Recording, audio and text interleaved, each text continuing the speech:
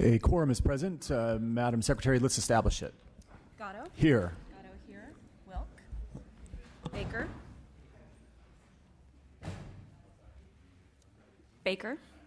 Baker here. Calderon. Chang. Chow. Chow here. Cooper. Cooper here. Dababne. Daly. Daly here. Gordon. Gordon here. Lowe. All right, we have a quorum. We're still waiting for our first senator to show up. Any senator that shows up can be heard right away, and we will proceed as soon as possible.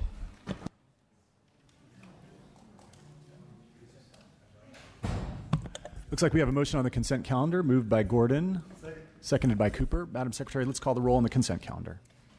Gatto. Aye. Gatto, aye. Wilk. Baker. Aye. Baker, aye. Calderon. Chang. Chow. Chow, aye. Cooper. Aye. Cooper, aye. Dababne. Daly. Aye. Daly, aye. Gordon. Aye. Gordon, aye. Lowe. All right, the consent calendar is adopted. We will hold the roll open.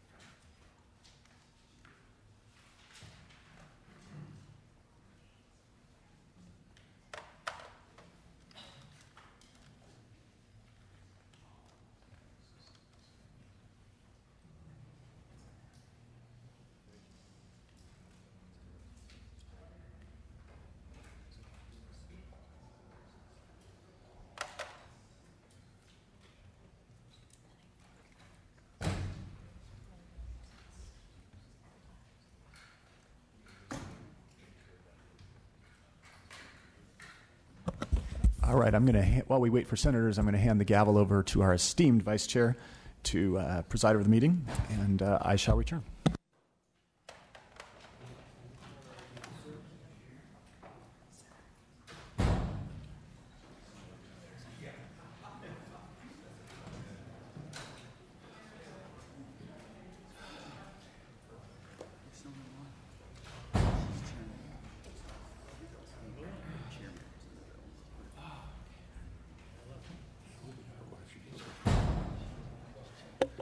Senator Hill, would you like to present?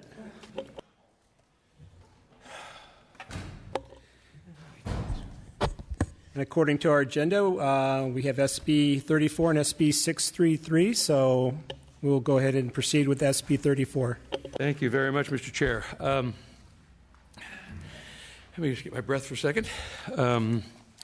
First, I'd like to accept the amendments on page 6 of the analysis. And really want to thank the staff for doing a great job on this bill. I really appreciate the hard work, and the chair.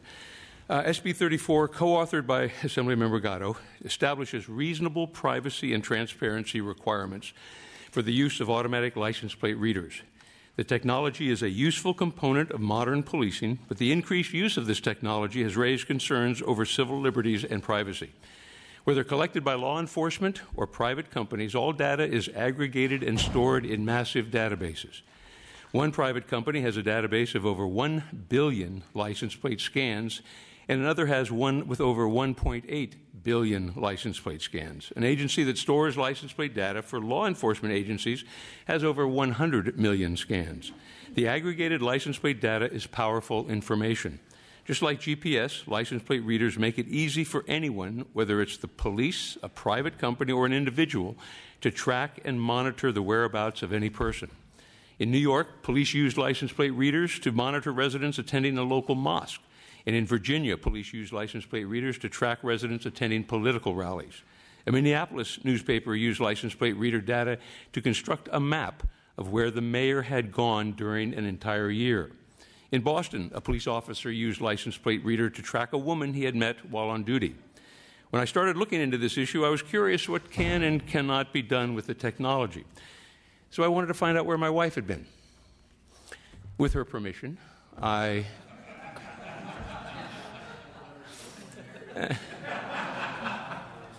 hired a private investigator.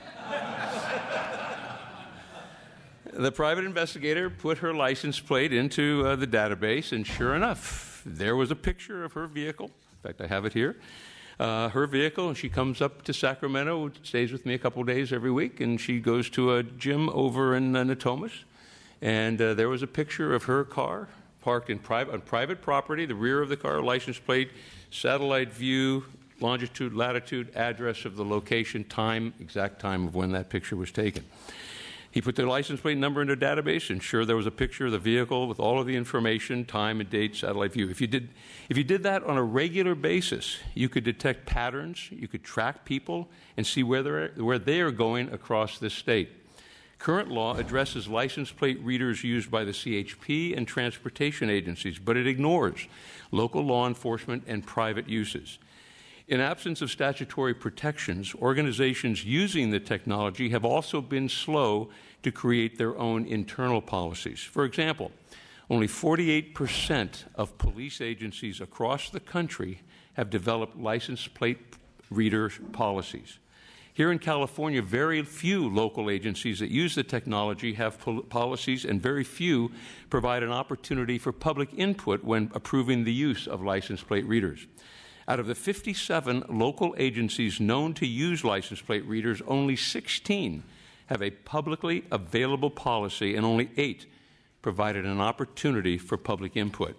SB 34 requires a public agency considering the use of license plate readers to provide an opportunity for public comment at a regularly scheduled public meeting of its governing body.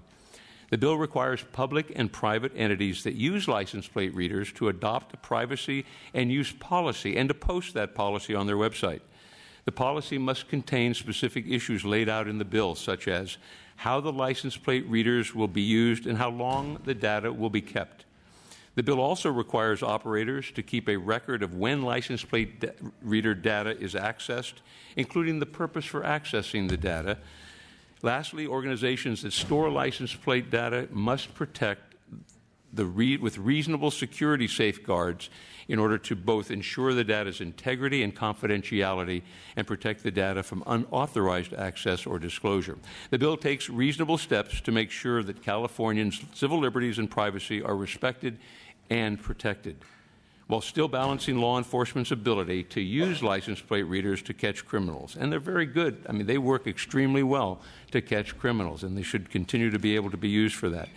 SB 34 has received bipartisan support, is supported by the California Civil Liberties Council, Conference on California Bar Associations, and Small Business Council, and has no known opposition. I respectfully ask for an aye vote, members. Thank you, Mr. Chair. Any other people here in support?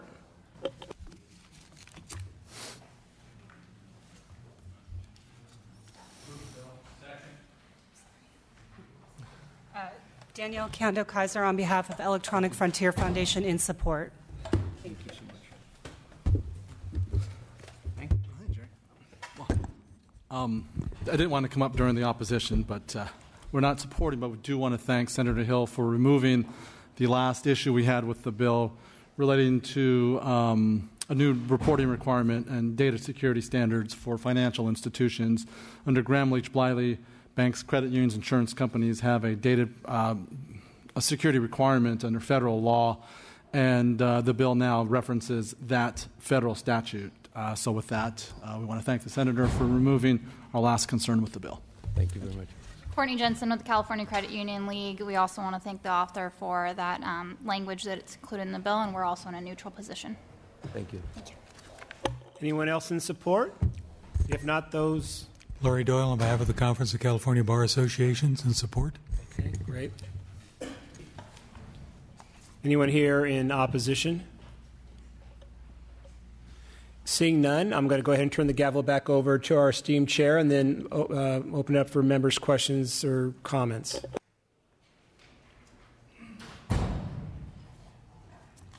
Do we have questions or comments? No, just a comment. I support it, Senator. I think it's a good bill. And also, there are a lot of good uses for these LPRs. Back in the day when you drove around in your car, you would enter license plates in your computer, on your onboard computer, to try and find a stolen vehicle. These days, with those readers attached to a patrol car, you drive past thousands of cars during a shift, and you'll get a stolen car. So that definitely helps. State Fair is coming up starting Friday, and the folks from the 290 unit, the Sexual registry unit will be out there in the vehicles reading license plates, because what we have folks that show up to these events, you have a large number of children, just like at Sleep Train Arena when you have Disney on Ice or other children's events. We want to make sure those folks are in compliance. So I think it's a good bill, and it's a good piece of legislation. And just I want to remind folks out there, there are many, many good uses for LPRs. So thank you, Senator. Thank you very much. Mr. Daly. Thank you, Mr. Chairman. Quick question about the individual who uses his own cell phone to take a photo of a classic car or somehow captures license plates. How are they exempt from this bill? Well, this is designed for commercial use of those and people who actually do it on a commercial basis, and so that's the distinction. Thank you. I'll add for my colleague, Mr. Chair, real quick. There's a company here in the Sacramento area. They do repos, so they have vehicles that drive around, and folks are paid. They drive around 24 hours a day, and it will, geolocate that location where the vehicle is and alert them to come and get it and tow it. So that's a really big business these days that's going out there. So you see that more than anything in the private sector.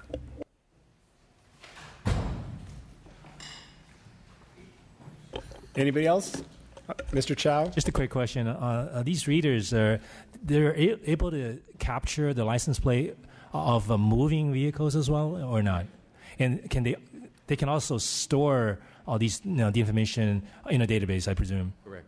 I gotcha. Yeah. Okay. They can do it moving, and they generally, as it goes through the parking lots and everywhere, it captures thousands a minute, actually, is the number. So it's phenomenal. And as Assemblymember Cooper mentioned, they have been extremely successful, and especially when the first month at Sacramento, I think the Sheriff's Office got utilized that. It was a phenomenal number of stolen cars that were recovered and criminals that were caught because of it. So it's an extremely important tool for law enforcement. We just want to make sure that citizens and our civil liberties are protected in the process. I would also add, in the bad areas of town, unfortunately, Mr. Chair. That was my close. Sorry for that. Can I speak? Yes. In the bad areas of town, you see some of them out there up on poles. And if you have a shooting or vehicle description, they can go back and cull through the information to find that suspect vehicle. And that's been very effective in areas where you have high crime rates or drive-by shootings. Great, thank you. The motion is due pass as amended to approps. And Senator Hill, if you could close. That was my close. Thank you very much. Respectfully asked for an All right. If the clerk could call the roll. Gatto. Wilk. Aye. Wilk, aye. Baker. Baker, aye. Calderon. Calderon, aye. Chang. Chow.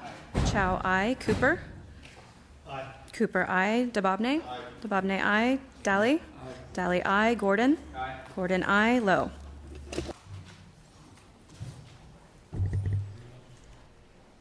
Thank you, Scott. 8-0. Your measure's out, and we'll keep the roll open so members can add on. Thank you, Mr. Congratulations. Now we're up to SB 633.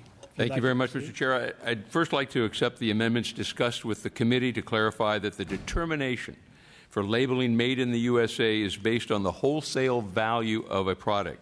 SB 633, co-authored by Senate President Pro Tem DeLeon, revises California's Made in the USA labeling standard to reflect today's global economy in which manufacturers use components from around the globe. The bill says that a manufacturer may label a product as made in the USA if up to 5%, and in some cases up to 10% of the product contains parts from outside the United States. All 49 other states use the federal labeling standards that is even more flexible than the standard established by this bill. There have been questions as to whether SB 633 applies to food products and dietary supplements. I don't think it does. The bill amends existing law, which applies expressly to merchandise, which I understand to mean consumer goods and not food or dietary supplements. In general, food and dietary supplements labeling is subject to specific requirements established by federal law. If there's a desire for further clarification, I am happy to ask the Legislative Council for an opinion. This committee previously heard and supported a bill by Assemblymember Jones that would have aligned California's labeling standard to the rest of the country. Both Assemblymember Jones and I have worked on this issue for a number of years and he has decided to hold his bill, and he's been added as a principal co-author of SB 633. The bill strikes a reasonable balance between protecting consumers and allowing California businesses the flexibility needed to label Made in the USA. SB 633 is supported by the California Manufacturers and Technology Association, the California Retailers, and others, and has received unanimous bipartisan support. I have witnesses in support, Mr. Chair. Thank you, Jim. Thank you, Mr. Chairman, members of the committee. Michael Shaw, California Manufacturers and Technology Association. And given the motion and second, I'll make it very brief. We do believe that this will help California manufacturers be more competitive in markets, particularly those outside California, where the Made in USA label carries a good amount of value, denotes quality and safety, and believe that this additional amount of flexibility will help provide California manufacturers the opportunity to utilize that label, whereas manufacturers outside of California obviously have a much greater flexibility under federal law or policy decision of the Federal Trade Commission. So we support the bill and ask for your aye vote. Thank you. Mr. Chair and members, Chuck Cole on behalf of the Specialty Equipment Market Association that's headquartered in Ms. Chang's district. And we have, as you know, international members of our association. California is the unique state, as the Senator has pointed out, that creates a problem for labeling for many of the products that are generated by our members.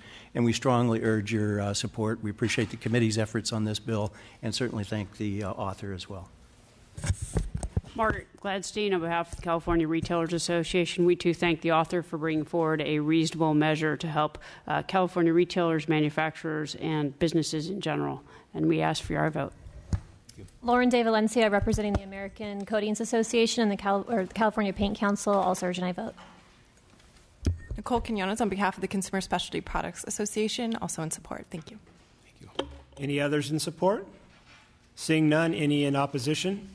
Thank you.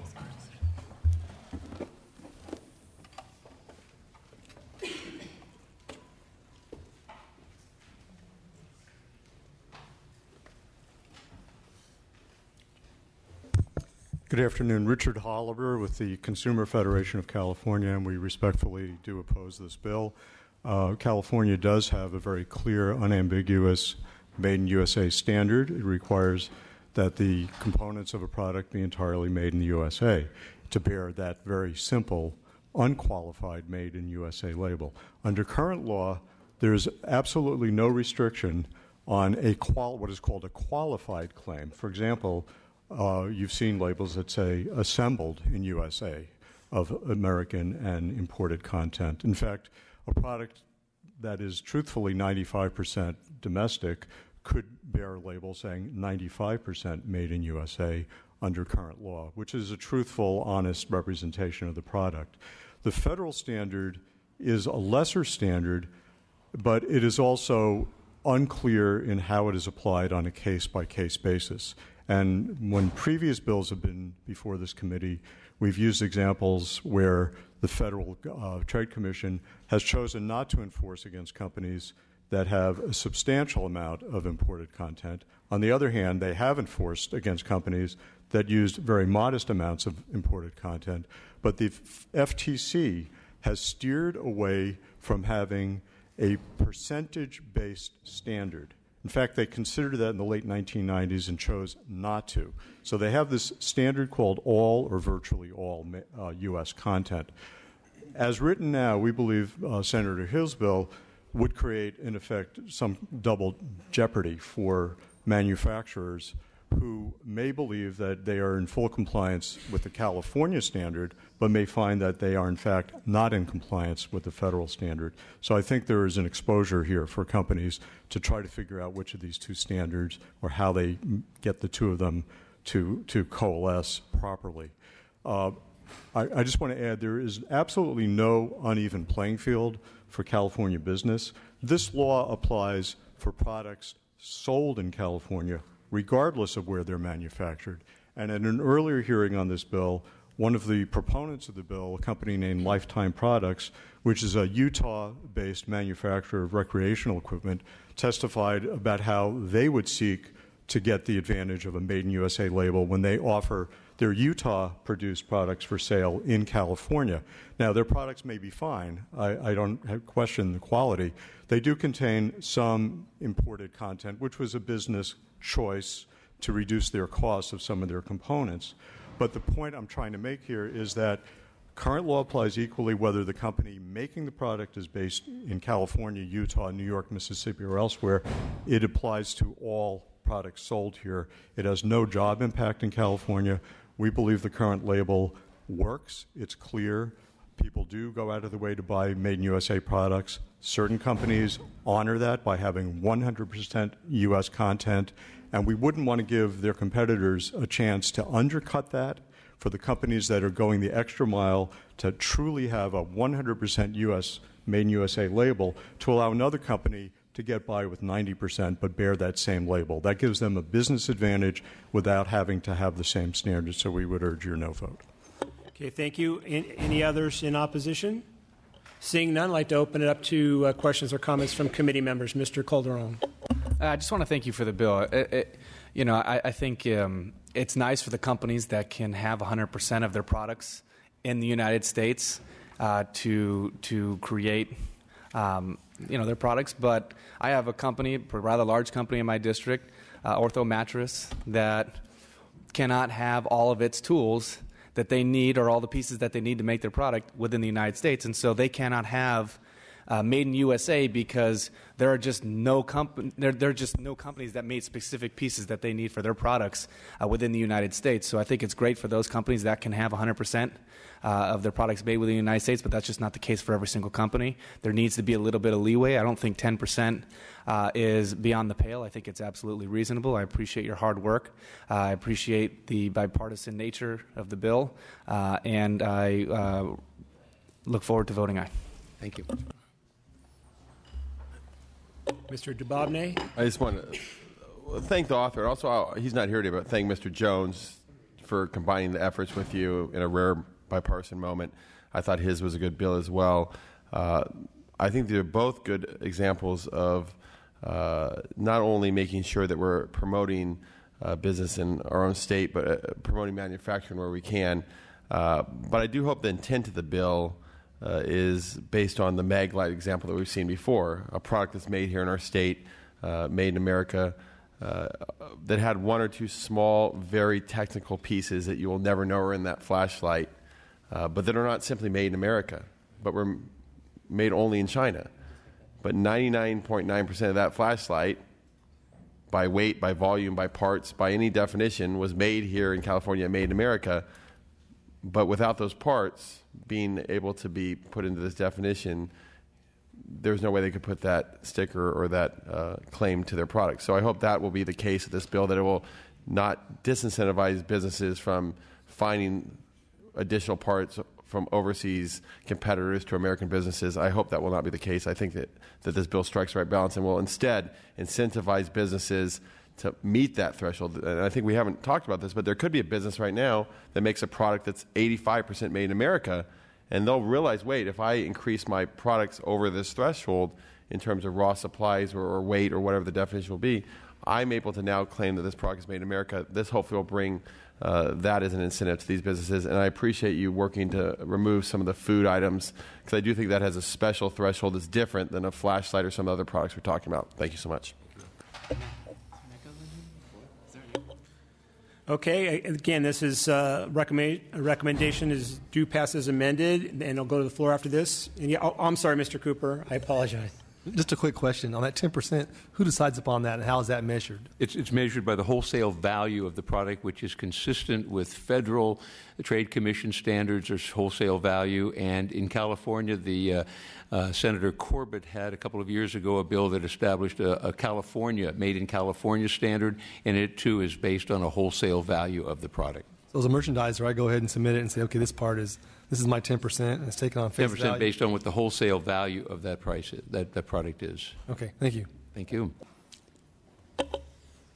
And sir, would you like to close? I Remember, would this is the recommendation is due pass And I understand, and thank you. I did want to respond to the opposition's comments. One, the concern of this being, we currently have a clear and unambiguous policy in California related to Made in USA. Well, with this bill, we will still have a clear and unambiguous policy because it will be based on wholesale value of up to 90%.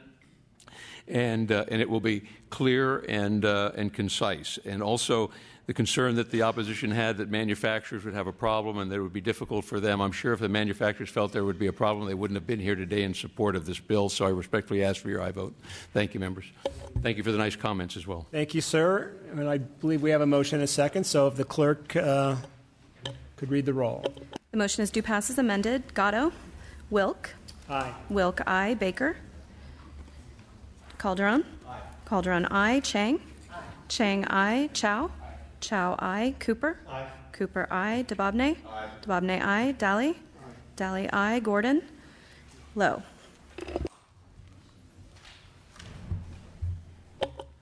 7-0, so your measure is out, and we will leave the roll open so members can add on. Thank you very much, sir. Thank you so much, members. Appreciate it.